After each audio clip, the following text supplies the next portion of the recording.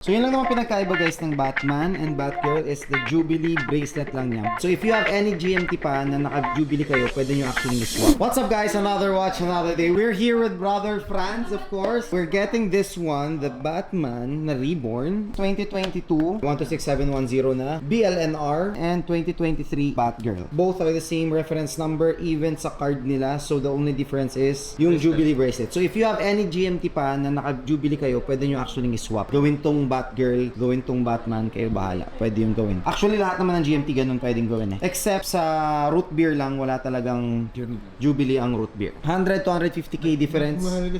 Yung Batgirl, yes. Yung Jubilee than the Batman kasi ang Jubilee bracelet is mas mahal talaga.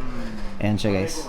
So we already negotiated. Magkano ba yung pinakalas natin dito? Yun na Dalawa. yan, hindi ko maalala eh. So, I was negotiating ito na 840 at saka 905. Complete set, like new. Fast break lang ni Boss Franz sa atin to. Guys, yung mga gusto bumili dyan. Anong name ng ano mo, ng page mo? Yes. So, pangalan nun. Ito ako, Manila Watch. Ayun o, Manila Luxury Watches. Boss Franz ang may-ari yan. Sa kanya rin kumuha si Doggy, guys. Sa amin dalawa kumuha si Doggy. At saka recently, kumuha na rin sa ano, Paulo B2. Boss, dandil tayo. Thank you so much. 1,745,000 for both of these. Yeah, transfer ko na lang sa'yo, brother. Sure, sige. Muna. Okay. Thank you so much, brother. Sige, Bye-bye. Bye-bye.